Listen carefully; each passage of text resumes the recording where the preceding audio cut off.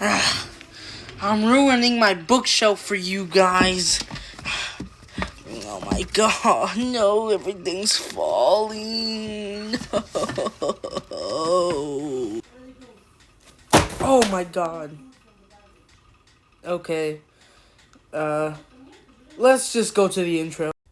Hello everybody. My name is OofBoy69, and today we're gonna be going over not every single, but almost every single story in the fazbear Frights universe, and I'm gonna be telling you a short summary of it, and I'm gonna be giving you my thoughts about it and lore. Ooh. But this is excluding the last two stories in the cliffs because I haven't read them yet. So the first book we're going to be doing is Into the Pit, of course, which is the first Fazbear Frights book ever released. If you don't know what a Fazbear Fright book is, it's basically a book with 3 novella long stories in it, and like in the Five Nights at Freddy's universe, they're not connected to the games, but some elements in the books are connected to the lore of the game series. So we're gonna start off with the first story in the Fazbear Frights #1, Into the Pit. Let's go. Into the pit! Let's go.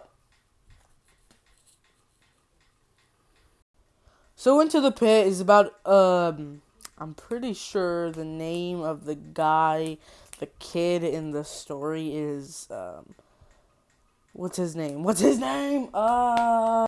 Oswald. That's his name, Oswald. So Oswald is a normal kid, and he has normal parents, and he has a friend, right? His friend moves and stuff like that. He gets all disappointed and all sad, and he gets mad at his parents for moving and stuff like that. And his dad has to work a lot. And every day, his dad drops him off at a pizzeria. I'm pretty sure it's like Jeff's Pizza or something like that. Jeff's, I don't know. But he drops him off in that place. He goes and goes and goes with the small amount of money his dad gives him. And then he buys himself pizza, a small drink sometimes. And then he sees a ball pit. A ball pit. And it's a sign that says "Do not enter," of course, but he ignores it. Oh, that sign can't stop me since I can't read. But anyways, he goes into the pit, and it's a time traveling ball pit. Not really. The ball pit has agony and remnant and death and stuff like that, but we're not gonna go into detail about that. So he goes into a time traveling ball pit, and he goes to travel back in time. He sees the murders of the kids, blah blah blah. He meets new friends and stuff like that. But if you're a Fnaf fan, you probably already read the story. You probably know everything about it. You probably don't know all the lore about it. But I'm gonna talk about it anyways. The ending, into the Spring Bonnie, Pit Bonnie, whatever you want to call him. He gets sent to Oswald. He tries to kill him and stuff like that, but he can't, and he ends up accidentally hanging himself. Yup. He hangs himself. The Bonnie hangs himself on accident. How do you... What? Oh, anyways. He dies, and Oswald and his dad escape free and stuff like that. But we're here to talk about lore, not someone accidentally hanging themselves. Okay, so talking about lore in this book, there's not really that much, I want to say. Maybe I am missing some lore perspectives, but really all that matters is the agony that's coming out of his eye and stuff like that.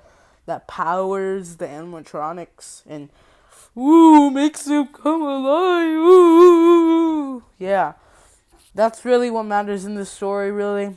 I don't think the Pit Bonnie matters, except for the murders and and stuff like that, and the missing children and stuff like that. But there's really nothing in this story. So on to the next story in the Into the Pit, Fazbear Frights #1.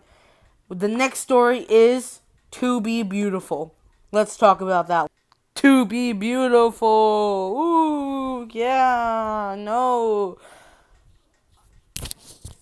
I honestly hate this story. It's one of my least favorite stories ever in the Into the Pit book. But let's talk about it anyways. So Into the Pit revolves around a girl, and she walks around. She doesn't really like her body that much, and she doesn't like her body. She doesn't like the way she looks. She doesn't like the way she talks. She doesn't like her height, her body shape, and stuff like that. She's basically body shaming herself, and she's insecure about herself. But she goes to a junkyard, and she sees Eleanor, whatever you want to call her, giraffe baby. But she sees it, she takes it home, and she puts it in the corner of her room. And then it turns on like all willy nilly. My gosh, I can't speak. But she turns it on. It turns on, and she's like, "Oh, you're ugly. Oh my god, you look like a goblin who just came out of a freaking salon.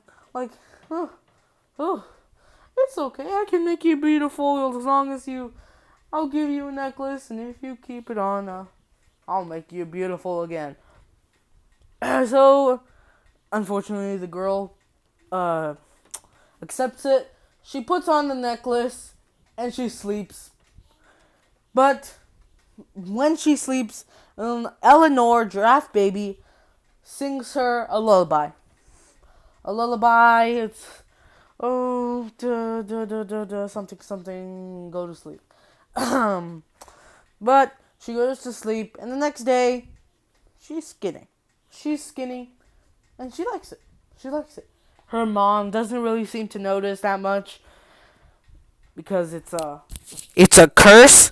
But she doesn't really seem to notice it that much, and she goes on with her day.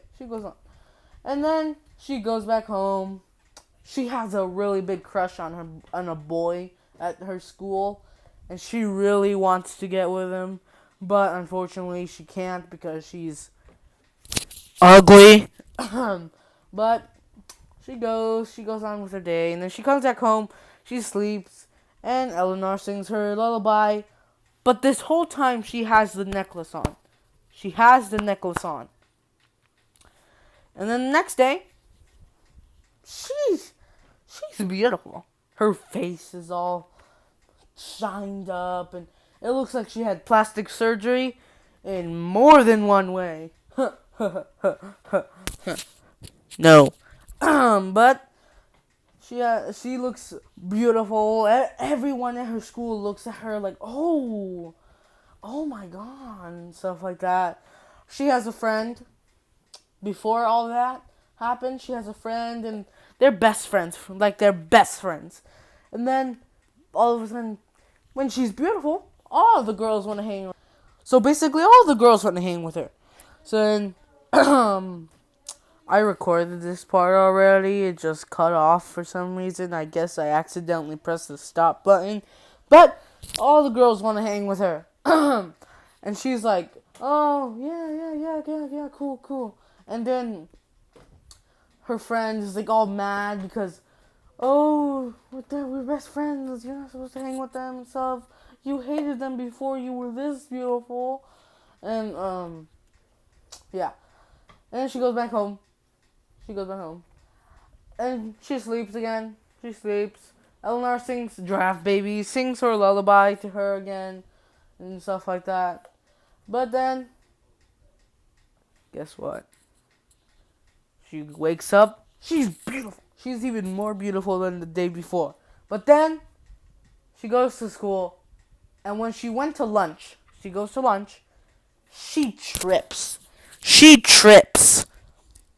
trips on the floor, and she falls. When she falls, her necklace came off.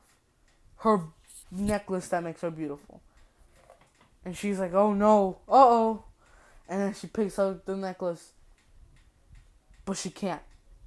Her hand has turned into scrap metal. Literally. Her hand has turned into scrap metal. And she's like, oh my god. So she tries to grab it. And she picks it up eventually. And she tries to run. She runs and runs and runs and runs and runs. All the way till she gets to her neighborhood.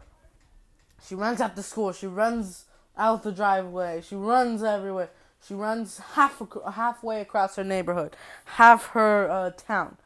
Not her town, her street. And then she starts to feel stiff. Her legs are stiffening. Her arms are stiffening. Her body is stiffening. She's trying to run. But she's literally falling apart. So she goes and goes. She makes it. She eventually makes it into her house. She makes it into her house. And she sees Eleanor. And she's like, what have you done to me? Why am I falling apart? Why? And Eleanor's like, oh, you thought I was really going to make you beautiful? You really thought I was going to make you beautiful? Really? Not with that ugly face you have. And then she's like, oh no, I'm falling apart. I'm literally turning into metal. I'm falling apart. And she said, you should have kept that necklace on. You should have. And then Eleanor, giraffe baby, turns into Sarah, I think her name was. The kid, the lady. And she's beautiful. She looks exactly like Sarah, and she's beautiful. Except that the real Sarah is basically falling apart and turning into metal. And then Eleanor runs. She's like, oh, thanks for letting me borrow your body or keep your body. And then eventually Sarah dies. Sarah dies because she's basically turning into trash.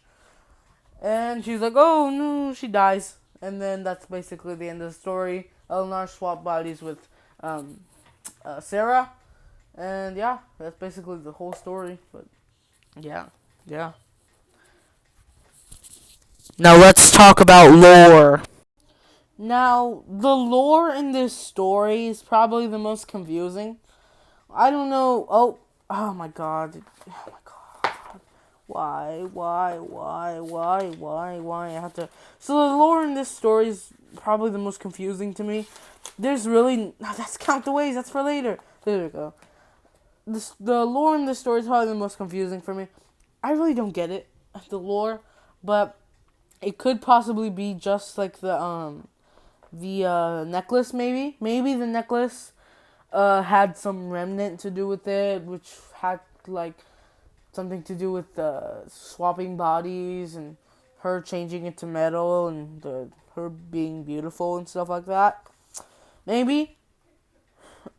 But I'm pretty sure the necklace was holding her together because while Sarah was sleeping, Eleanor was basically doing robotic surgery on her and turning her into a freaking robot.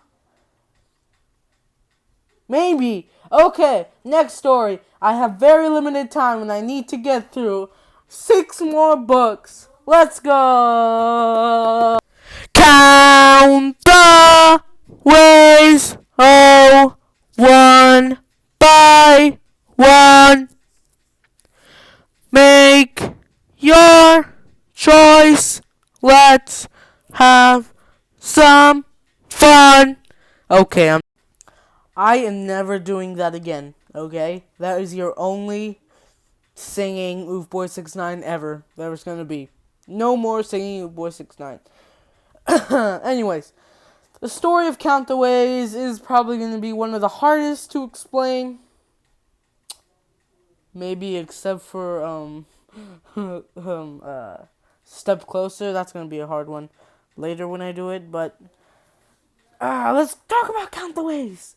Let me just refresh my mind on Count the Ways. Oh, count the ways, oh, one by one, count. Make your choice and have some fun. I forgot the lyrics of the song. Okay, so Count the Ways basically starts off with an emo kid. An emo girl, an emo psychopath. She basically is like in love with death. She wants death to take her. And oh, death, oh, death.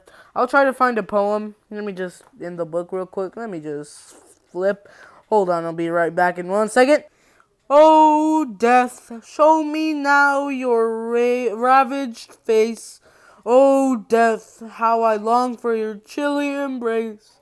Oh, death, my life is such a misery. That only you can set me free. She's a psycho. Okay, so she basically writes poems about death and how she wants to meet him and that he can only set her free from this bad world, horrible world and stuff like that. Oh, emo kids type. But basically, she wishes the wrong thing because she wishes she can die. And then it's Christmas Day. It's Christmas! Woo! It's Christmas! It's Christmas, and she's like, oh, I don't want to spend the time with my family. I don't want to do this. I don't want to. And she has a big fight with her grandpa, and she goes into his workstation area, his back thing, and she sees a fun time Freddy with the big stomach, big boy. And she hides in the stomach, basically, like a compartment, basically. It's like Gregory in Fnaf Security Breach, except it's Funtime Freddy. But then she hides in it, and she closes it. And then